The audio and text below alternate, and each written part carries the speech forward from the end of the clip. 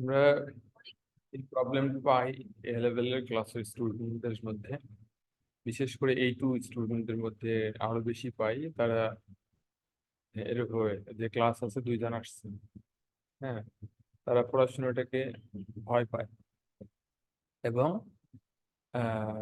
Avoid করার চেষ্টা করে, এবং এর ফলে যেটা হয় এক্সাম কঠিন হয়ে যায়, খুব বাজে রেজাল্ট হয়ে যায় অনেকে। তো এটা খুব সিম্পলি এটা ডিল করা যায়। যেমন স্টুডেন্ট যদি রেগুলার পড়ে, 10 মিনিট করে পড়ে, তাহলে কিন্তু প্রবলেম সলভ হয়ে যায়। আসলে ইন্টারেস্ট না থাকলে কাউকে জোর করে পড়ানো যায় না। হুম। পড়ার জন্য যেটা দরকার আসলে ইন্টারেস্ট। জোর করে আর কতটুকু হয়, যে কোনো ভাবে মিস করা, অ্যাবসেন্ট থাকা, হ্যাঁ, এই প্রবলেম গুলা হিউজ হচ্ছে। আর A2 ক্লাসে এটা উম, বেশি হয় সবসময়। তো আমরা লাস্ট ক্লাসে এনট্রপি কনসেপ্টটা পড়েছিলাম। এনট্রপির কনসেপ্টটা হচ্ছে কিছু জিনিস পড়েছিলাম, এর মধ্যে হচ্ছে এনট্রপি রিলেটিভ একটা ফ্যাক্টর হিসেবে পড়েছিলাম, যে এনট্রপি বেশি না কম। যেমন লিকুইড থেকে গ্যাসে এনট্রপি বেশি, বা সলিড থেকে লিকুইডের এনট্রপি বেশি। যত বেশি ডিসঅর্ডার তত বেশি এনট্রপি। এরপরে পড়েছি যে এনট্রপি শুধু পার্টিকলস না, যে পার্টিকলস স্প্রেড আউট করছে ইরেগুলারলি অ্যারেঞ্জ, সেটা এনার্জিও। তো এখানে এনার্জিও আছে, এনার্জি অ্যান্ড পার্টিকলস দুটো মিলেই হচ্ছে এনট্রপি। এরপরে আমরা পড়েছিলাম যে entropy content, molar entropy content. যেমন 1 মোল কার্বন ডাইঅক্সাইড এর এনট্রপি কত, আবার 1 মোল হাইড্রোজেন এর এনট্রপি কত, 1 mole of every substance have particular amount of entropy. Molecule বড় হলে কিন্তু এনট্রপি বেশি হয়। যেমন এটা ছোট মলিকিউল, এটার থেকে বড় মলিকিউলের এনট্রপি বেশি, কারণ বড় মলিকিউলের এনার্জি বেশি হবে। ওকে, অ্যাটম বেশি, অ্যাটম বেশি, অ্যাটম তো এনার্জি নিয়েই বানানো, সে বড় মলিকিউলের এনট্রপি বেশি হয়। আর আমরা কি পড়েছি, যখন স্টেট চেঞ্জ হয়, একটা সলিডকে হিট দিলে সলিডের এনট্রপি বাড়ে, লিকুইডকে হিট দিলেও লিকুইডের এনট্রপি বাড়ে, গ্যাসকে হিট দিলেও বাড়ে, কিন্তু স্টেট চেঞ্জের সময় এনট্রপিটা খুব বেশি বাড়ে। এই সময় টেম্পারেচার চেঞ্জটা হয় না, আর টেম্পারেচার পজ থাকে, আর এনট্রপি রাইজটা হিউজ থাকে। এটা আমরা পড়েছি। আর পড়েছি আর একটা জিনিস, সেটা হচ্ছে আর একটা জিনিস পড়েছি, সেটা হচ্ছে how entropy changes, entropy and temperature changes when a compound dissolves in water. যেমন পানিতে যদি একটা কম্পাউন্ড ডিসলভ করি তাহলে কি হয়। তো আমরা আহ, দুটো ফ্যাক্টর, তো আমরা বলছি ডিসলভ করব একটা জিনিসকে, হ্যাঁ, একটা জিনিসকে ডিসলভ করবো পানিতে, দুটো ফ্যাক্টর। এখন এনট্রপি কিভাবে চেঞ্জ হয়, how the entropy changes when something dissolves in water। আমরা বলছি এনট্রপি ইনক্রিজ করে, অলওয়েজ যে কোনো কম্পাউন্ড হোক এনট্রপি ইনক্রিজ করে। তো এই যে এনট্রপি ইনক্রিজ করে, এখানে কিন্তু দুটো জিনিস আছে। সেটা কি, যখন কম্পাউন্ড স্প্লিট করে, মানে পার্টিকলস গুলা, আহ, এই যে পার্টিকলস গুলা অ্যারেঞ্জ আছে, স্প্লিট করে, স্প্লিট করার সাথে সাথে এনট্রপি বেড়ে যাচ্ছে। আবার এই যে স্প্লিট পার্টিকলস গুলা ওয়াটারের সাথে গিয়ে হাইড্রেটেড হয়, রাইট, ওয়াটারের সাথে গিয়ে হাইড্রেটেড হয়, সেখানে গিয়ে আবার এনট্রপি কমে যায়। তাহলে এনট্রপি একবার বাড়ে when the compound breaks down, entropy আবার কমে when uh, the separate particles are hydrated with water, তখন এনট্রপিটা আবার কমে যায়। কিন্তু যেটা বাড়ছে, that is much more than the fall, increase is much more than the decrease in entropy। বুঝে গিয়েছে? তো এই জন্য এনট্রপিটা সবসময় বেশি বাড়ে, এটা নিয়ে কোনো ডাউট নেই। কম্পাউন্ড টু কম্পাউন্ড ভেরি করে, ভেরি করে, মানে কোনোটা হয়তো বেশি বাড়ে, কোনোটা কম বাড়ে, কিন্তু বাড়ে। আচ্ছা, আর আরেকটা জিনিস হচ্ছে ডেল এইচ। ডেল এইচ এর কি হবে, when the compound splits, হ্যাঁ, এটা এন্ডোথার্মিক প্রসেস, কারণ particles are arranged as a kind of breaking of bonds. তো যখন স্প্লিট করে তখন বন্ডগুলো ব্রেক ডাউন করে, আর বন্ড ব্রেক ডাউন করে মানে এনার্জি ইন, হিট অ্যাবজর্ব করে। আবার এরা এই যে সেপারেট পার্টিকলস যখন ওয়াটারের সাথে গিয়ে হাইড্রেটেড হচ্ছে তখন এনার্জি রিলিজ করে। তো এখানে এনার্জি ইন হচ্ছে এবং এনার্জি আউট হচ্ছে, দুটোই হচ্ছে। হ্যাঁ, কিন্তু এনার্জি ইন আউট কোনটা গ্রেটার, এটা কম্পাউন্ড টু কম্পাউন্ড ভ্যারি করে। এটা কিন্তু ফিক্সড না, যে কোনো কম্পাউন্ডের জন্য সেম না। বুঝে গিয়েছে? যেমন সোডিয়াম ক্লোরাইড যদি হয় পানিতে ডিজলভ করে, এটা কিন্তু এন্ডোথার্মিক। সোডিয়াম ক্লোরাইড পানিতে ডিজলভ করে এন্ডোথার্মিকলি। কেন? কারণ যখন সোডিয়াম ক্লোরাইড ল্যাটিস স্প্লিট করে তখন এনার্জি অ্যাবজর্ব। আবার যখন এই আয়নস গুলা পানির সাথে গিয়ে হাইড্রেটেড হয় তখন বন্ড তৈরি করে ওয়াটারের সাথে, তখন এনার্জি রিলিজ করে। কিন্তু energy absorb is greater than energy release, so এটা এন্ডোথার্মিক। আবার কোন কোন কম্পাউন্ড এক্সোথার্মিক। তাহলে আমরা আবার আহ, আবার রিপিট করছি যে when a compound ionic compound especially dissolves in water entropy এর বাড়বে। কমার ইস্যু আছে কিন্তু বাড়ার ইস্যুটা বেশি, সো ওভারঅল অলওয়েজ বাড়বে। আর যখন আমরা দেখি যে কোনো কম্পাউন্ড পানিতে ডিজলভ করে, এর entropy change, enthalpy of solution বলে এটাকে, এনথালপি অফ সলিউশন, তখন এটা পজিটিভও হয় নেগেটিভ হয়। ঠিক আছে, এই হচ্ছে বিষয়। এই যে এনথালপি অফ সলিউশন নিয়ে আমাদের আরো পড়াশোনা আছে শেষ দিকে, আরো পড়াশোনা আছে। দুইজন স্টুডেন্ট হলে ক্লাস নেওয়াটা একটু ডিফিকাল্ট হয়ে যায়। হ্যাঁ, এখন আমরা পড়বো স্পন্টেনিটি অফ রিয়াকশনস। স্পন্টেনিটি অফ রিয়াকশনস, এটা একবার পড়ে নাও তোমরা। First you read this.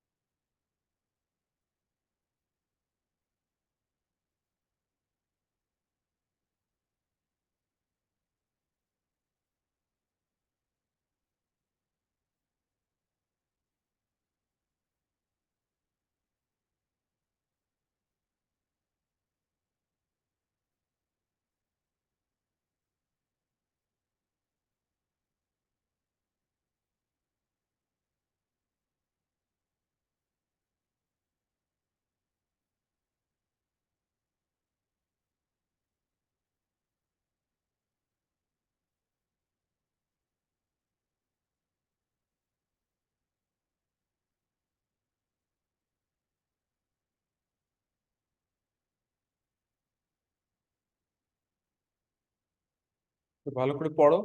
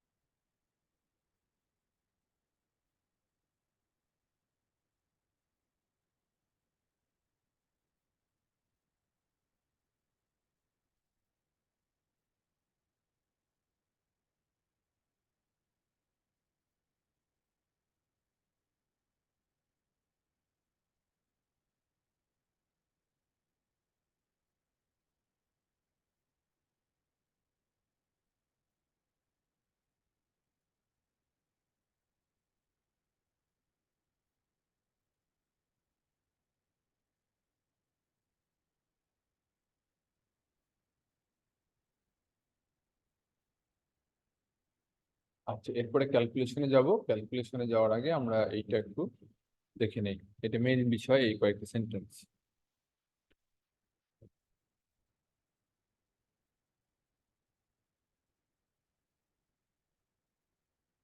তো আমরা এনট্রপি জেনারেল প্যাটার্ন দেখছি, সেটা হচ্ছে একটা রিয়াকশন স্পন্টেনিয়াস হবে কিনা। স্পন্টেনিয়াস মানে নিজে নিজে হয় কিনা, নিজে নিজে হয় কিনা। স্পন্টেনিয়াস মানে কোনো হিট বা প্রেশার দেওয়া লাগে না, এমনি এমনি হয়।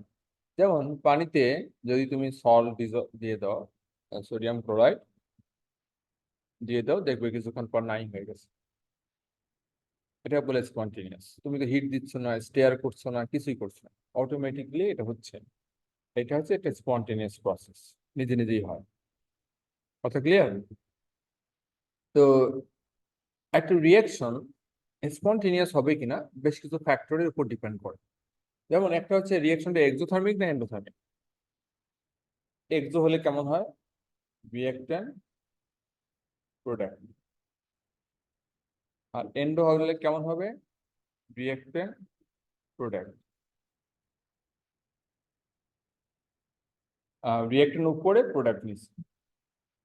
এখানে রিয়াক্ট্যান্ট নিচে, প্রোডাক্ট উপরে। আমরা থার্মোডাইনামিক্যাল স্টেবিলিটি কম্পেয়ার করেছিলাম, মানে আছে নিশ্চয়ই। থার্মোডাইনামিক্যাল স্টেবিলিটি কম্পেয়ার করেছিলাম। সেটা কি? যেটা নিচে সেটা বেশি স্টেবল, যেটা উপরে সেটা কম স্টেবল। কেন? কারণ উপরের এনার্জি বেশি। উপরে এটা উপরে, উপরের এনার্জি বেশি। এনার্জি বেশি মানে কি? এনার্জি বেশি মানে তারা বেশি কলাইড করবে, তারা ভেঙে যাবে, তারা রিয়াক্ট করবে। তো কনসিডারিং এনার্জি বা এনথালপি, এখানে reactant is more stable than product. Sorry, উল্টা লিখছি। Product is more stable, products are more stable than reactants. কারণ প্রোডাক্টে এনার্জি কম, স্টেবল। তাহলে এই রিয়াকশনটা অটোমেটিক্যালি হওয়া উচিত, কারণ we have reactant which are less stable than the product. Reactant which are less stable than the product, তো product হয়ে যাবে। রিয়াক্ট্যান্ট রেখে দিয়েছি, স্টেবলটা হবে। স্টেবল মানে তো এটা হয়ে যায় না, ন্যাচারালি হয়ে যায়, যেটা অটোমেটিক্যালি হয়ে যায়, that is called stable. Reactant product হয়ে যাবে, স্টেবল হয়ে যাবে। বুঝে গিয়েছে? স্টেবল। আর এখানে কি হবে?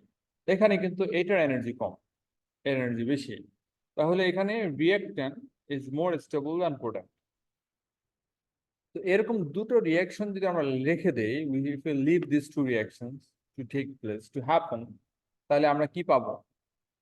আমরা আশা করি যে এই রিয়াকশনটা, এক্সোথার্মিক রিয়াকশনটা এমনি এমনি হবে, চান্স আছে, স্পন্টেনিয়াস হওয়ার চান্স আছে।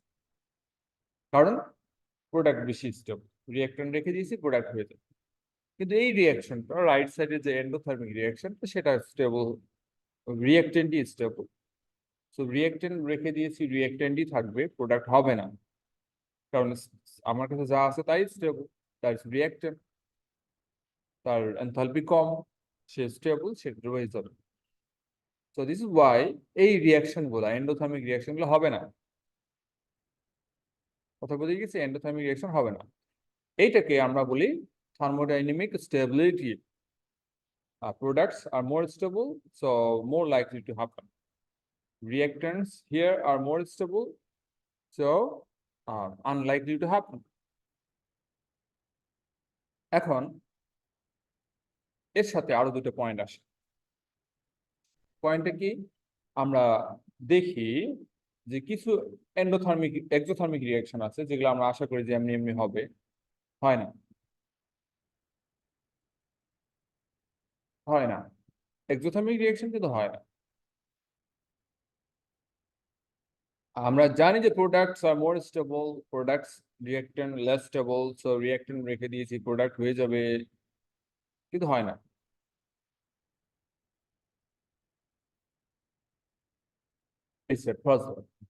আরেকটা প্রবলেম হচ্ছে এন্ডোথার্মিক রিয়াকশন আছে, কিছু কিছু রিয়াকশন আছে খুবই কম, যারা স্পন্টেনিয়াস, এমনি এমনি হয়। এমনি এমনি হয়।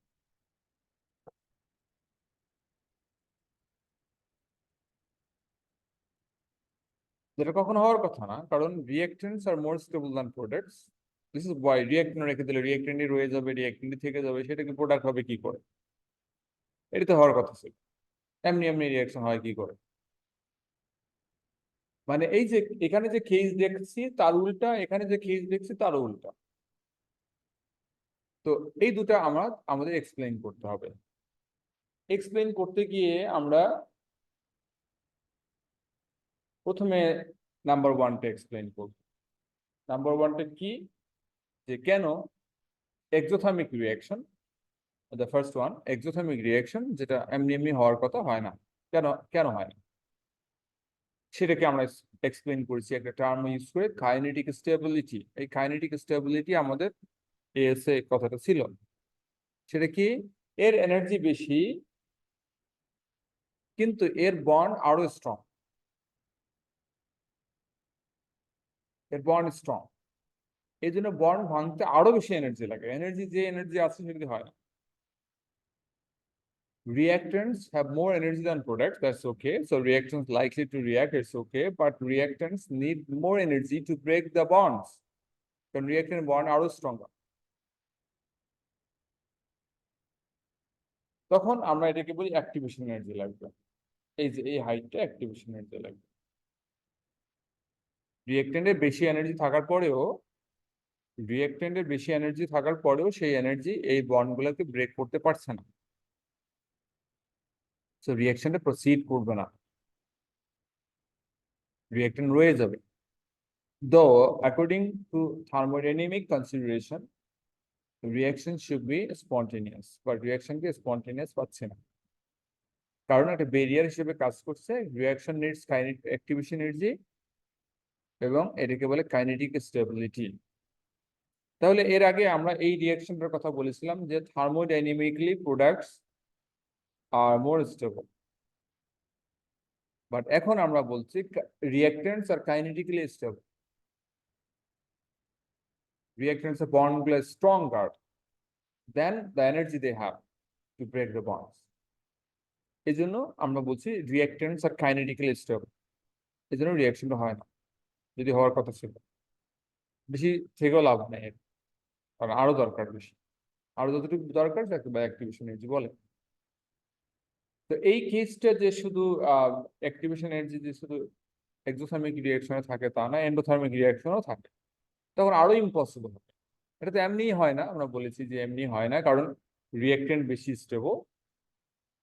আবার যদি বেরিয়ার হয় বা অ্যাক্টিভেশন এনার্জি থাকে তা আরো হওয়ার চান্স কম, less chance to take the reaction to take place, আরো চান্স কম। আচ্ছা, এখন আমরা সেকেন্ড পয়েন্টে যাই। এখানে বলেছি যে কিছু কিছু এন্ডোথার্মিক রিঅ্যাকশন আবার কি হয়, আহ, হয় স্পন্টেনিয়াসলি হয়। কিছু কিছু এন্ডোথার্মিক এন্ডোথার্মিক রিঅ্যাকশন স্পন্টেনিয়াসলি হয়। মাথা খারাপ অবস্থা।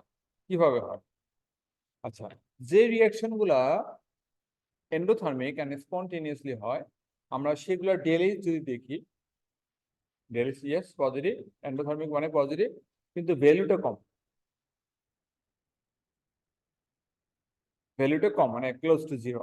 পজিটিভ কিন্তু কম, যেমন 5 কিলো জুল, 10 কিলো জুল বা 30-40 পর্যন্ত হতে পারে, কম কিলোজুল। মানে এই যে ব্যারিয়ারটা যে উপরে যে উঠতে হবে, রিঅ্যাকটেন্ট অ্যান্ড প্রোডাক্টস উপরের দিকে উঠতে হবে, এটা খুব একটা বেশি না, অল্প। কারণ কোশ্চেন হচ্ছে অল্প হোক আর বেশি হোক উপরে কেন উঠবে, কারণ এটা বেশি বেশি স্টেবল, বেশি স্টেবল, বেশি স্টেবল থেকে কম স্টেবলের দিকে যাবে কেন? ইজ এ কোশ্চেন, বেশি স্টেবল থেকে কম স্টেবলের দিকে যাবে কেন? এই যে কোশ্চেন, এটা কিন্তু আমাদের মেইন টপিক। এইটার আনসার আমরা পাই এন্ট্রপির কাছ থেকে। This we get from entropy. Entropy. তাহলে এন্ট্রপি একটা ফ্যাক্টর, রিঅ্যাকশন হয় কি না এর জন্য আমরা দুইটা ফ্যাক্টর জানি। একটা হচ্ছে ডেল এইচ এর সাইন, মানে থার্মোডাইনামিক কনসিডারেশন, যদি এক্সো হয় তাহলে পসিবিলিটি বাড়ে, যে এন্ডও হয় তাহলে পসিবিলিটি কমে। তাহলে স্পন্টেনিটির উপর সব থেকে বড় ফ্যাক্টর হচ্ছে এটা, নাম্বার 2। আরেকটা ফ্যাক্টর কি? Activation energy. আরেকটা ফ্যাক্টর হচ্ছে অ্যাক্টিভেশন এনার্জি। যদি অ্যাক্টিভেশন এনার্জি লাগে বা বেশি লাগে, তাহলে এই রিয়াকশনের স্পন্টেনিয়াস হওয়ার চান্স কমে যায়, আরো কমে যায়। স্পন্টেনিয়াস হওয়ার চান্স আরো কমে যায়। আর থার্ড একটা পাচ্ছি কি, এনট্রপি। এনট্রপি কি? যদি একটা রিয়াকশনে এনট্রপি বাড়ে, এনট্রপি কখন বাড়ে? আমরা একটা ফিজিক্যাল এক্সাম্পল দিই। ওয়াটারকে যদি আমরা বয়েল করি বা ওয়াটার ইভাপোরেট করে ওয়াটার গ্যাস হয়ে যাবে, এখানে ওয়াটার এনট্রপি বাড়ছে। কেমিক্যাল রিয়াকশনে দেখো, রিয়াক্টেন্ট আছে, প্রোডাক্ট আছে।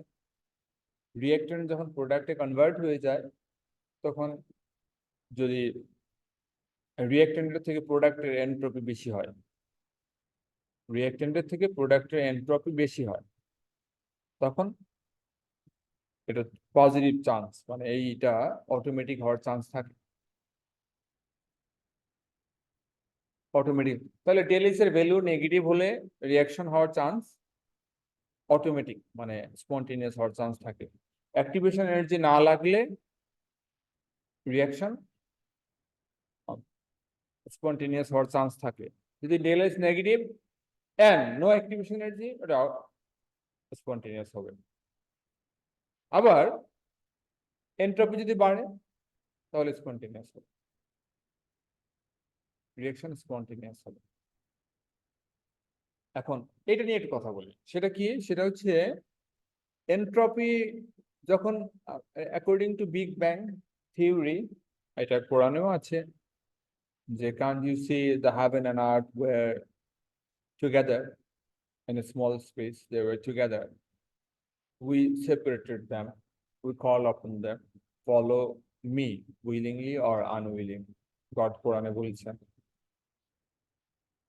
তো তারা সব একসঙ্গে ছিল, হেভেন অ্যান্ড আর্থ পুরা একসঙ্গে ছিল। এই যে গ্যালাক্সি 100-200 বিলিয়ন গ্যালাক্সিস, তার বাইরে অনেক কিছু আছে, সব একসঙ্গে ছিল। এটা বিগ ব্যাং থিওরি যে বলছে তা না, কোরআনে বলা আছে। এখন একটা centre super concentrated energy,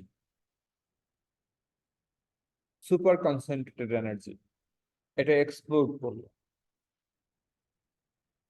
explode করলো এবং চারপাশে ছড়িয়ে যাচ্ছে,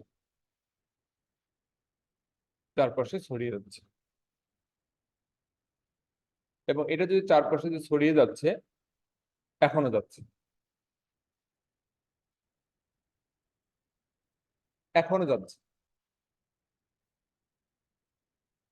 ওই যে যখন থেকে বিগ ব্যাং কনসেপ্ট শুরু হয়েছিল, তখন থেকে এ পর্যন্ত এখনো এটার এক্সপ্যানশন হচ্ছে।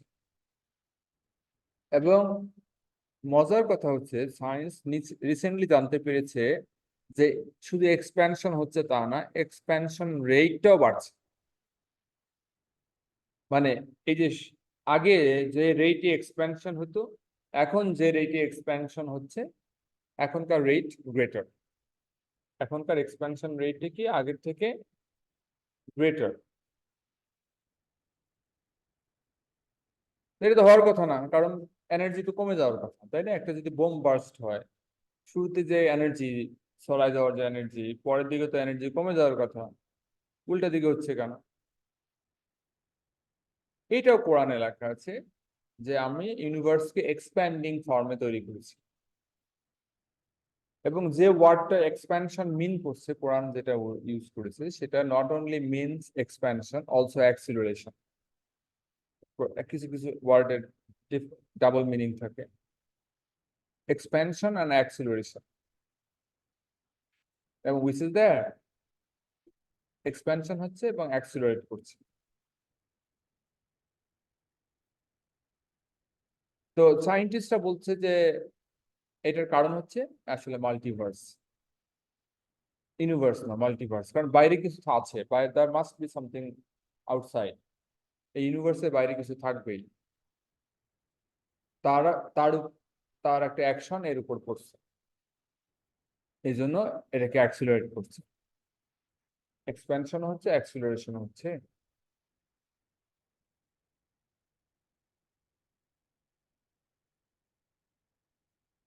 এখন আমাদের কথা হচ্ছে এই যে এক্সপ্যানশন হচ্ছে মানে কি, এন্ট্রপি বাড়ছে। শুরুতে এন্ট্রপি ছিল কত, 0। বিগ ব্যাং থিওরির কনসেপ্টের আগেই এন্ট্রপি ছিল 0, এবং এন্ট্রপি বাড়া শুরু করলো, এবং দিনে দিনে এন্ট্রপি বাড়ছে, এবং দিনে দিনে এন্ট্রপি, বিগ ব্যাং থিওরি মানে কি, সেইখান থেকে শুরু করে এই পর্যন্ত সবসময় এন্ট্রপি বাড়ছে। বাড়ছে মানে কি, তাহলে এন্ট্রপি যে বাড়ে, সবকিছুর এন্ট্রপি বাড়ে, এটা একটা ন্যাচারাল প্রপার্টি। আর এর ভিতরে যারা আছে, যে পার্টিকেল আছে, যে ম্যাটেরিয়ালস আছে, যা কিছু আছে, সবারই এন্ট্রপি বাড়ছে, সবাই ওই কারণের পার্ট। তার মানে এন্ট্রপি যে বাড়বে সবকিছুরই, এটা একটা ন্যাচারাল টেন্ডেন্সি। তো ওয়াটার যে আমরা রেখে দেই, এটা যে ইভাপোরেট করে, এর ইভাপোরেট করার একটা মূল রিজন হচ্ছে যে এর এন্ট্রপি বাড়তে চায়, সবকিছু এন্ট্রপি বাড়তে চায়।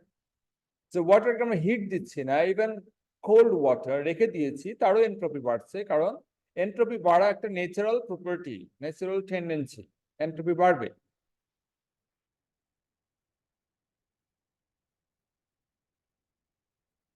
এজন্য আমরা এই এন্ট্রপি যে বাড়ার একটা টেন্ডেন্সি বলেছিলাম, এটা এখানে আমরা নিয়ে আসি যে ওয়ান, একটা রিয়াকশন স্পন্টেনিয়াস হবে কিনা, ওয়ান, এর ডেলএইচ সাইন ডিটারমাইন করতে পারে, এর উপর ডিপেন্ড করে। ডেলএইচ সাইন যদি নেগেটিভ হয়, তাহলে এন্ট্রপিটা, সরি, তাহলে রিয়াকশনটা স্পন্টেনিয়াস হওয়ার চান্স। নাম্বার টু, যদি অ্যাক্টিভেশন এনার্জি না লাগে, তাহলে চান্স হাই। যদি এটাও নেগেটিভ, এটা লাগে না, তাহলে রিয়াকশন স্পন্টেনিয়াস। নাম্বার থ্রি, যদি এন্ট্রপি এস এবং ডেল্টা এস মানে এন্ট্রপি চেঞ্জ, এন্ট্রপি চেঞ্জ যদি পজিটিভ হয়, মানে এন্ট্রপি বাড়ে, এন্ট্রপি চেঞ্জ যদি পজিটিভ হয়, পজিটিভ, আমি নেক্সট ক্লাসে পজিটিভের কথা বলবো। এন্ট্রপি চেঞ্জ যদি পজিটিভ হয়, মানে এন্ট্রপি যদি বাড়ে, তাহলে রিয়াকশনের চান্স। তাহলে তিনটা চান্স একসঙ্গে আমরা কম্পাইল করতে হবে, তিনটা চান্স একসঙ্গে কম্পাইল করতে হবে। Negative chance, no activation energy chance, entropy rise chance. যদি তিনটাই পজিটিভ হয়, তাহলে এটা 100% স্পন্টেনিয়াস, এই রিয়াকশনে কোনো বেরিয়ার নাই, reaction will be spontaneous in all the cases, all three factors. কিন্তু এগুলোর মধ্যে যদি আবার কি হয়, যেমন এটা হয় পজিটিভ, সাপোজ অ্যাক্টিভেশন এনার্জি লাগবে না, মনে করো অ্যাক্টিভেশন লাগবে না, কিন্তু এটা পজিটিভ মানে চান্স কম। অ্যাক্টিভেশন এনার্জি লাগবে না মানে চান্স আছে, আবার এন্ট্রপি রাইজ করছে মানে চান্স আছে। Chance as no activation energy, entropy increases chance, but this decreases, this less chance because this is exothermic. তখন কি হবে, তখন এই রিয়াকশনটা লাইকলি টু বি স্পন্টেনিয়াস, যদি এটা বেরিয়ার থাকছে। মানে এইগুলোর মধ্যে যদি বেরিয়ার থাকে, কিন্তু একটা বেরিয়ারকে আরেকটা বেরিয়ার ওভারকাম করতে হবে, এটা ডিপেন্ড করছে এর ভ্যালুটা। দেখো এটা কতটুকু বেরিয়ার, ধরো এটা যদি পজিটিভ হয় তাহলে লেস চান্স, কিন্তু পজিটিভের তো কোয়ান্টিটি আছে, তাই না? অল্প, +5 কিলোজুল পার মোল, +10, +20 কিলোজুল পার মোল, দেয়ার আর স্মল বেরিয়ার। কিন্তু স্মল বেরিয়ারকে ওভারকাম করার জন্য এই ভ্যালুটা যদি বেশি হয়, অ্যাক্টিভেশন এনার্জি না লাগে, এই ভ্যালুটা বেশি হয়, তখন আমাদের এইটা ওইটাকে ওভারকাম করে রিয়াকশনকে স্পন্টেনিয়াস করবে। এখন একটা রিলেটিভ ভ্যালু একটা ম্যাটার করবে, শুধু আছে নাই বললে হবে না, রিলেটিভ ভ্যালুটা ম্যাটার করবে, রিলেটিভ ভ্যালু অনুযায়ী স্পন্টেনিয়াস হবে বা হবে না। এই কথা ক্লিয়ার? তো আমরা এর পরের টপিকে দেখব যে আমাদের এখানে এই রিলেটিভ ভ্যালুগুলো আমাদেরকে ক্যালকুলেশন করতে হবে, ক্যালকুলেশন করে দেখতে হবে যে ওভারঅল পজিটিভ হয় কিনা। ঠিক আছে, তো আজকে যেহেতু মাত্র 2 জন, আজকে আমি আর ক্লাসটা কন্টিনিউ করছি না, অলমোস্ট সবাই অ্যাবসেন্ট। এইটুকু থাক, পরের দিন আমরা